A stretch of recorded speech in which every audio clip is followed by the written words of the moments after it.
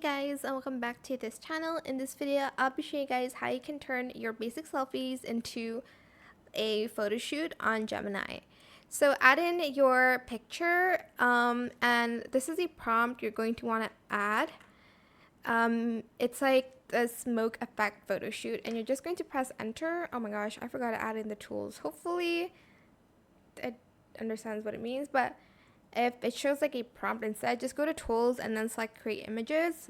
I think it's creating like an image here. So this is what the final product looks like. Super cool. You can change it with any pictures that you want. You can even use a selfie for this.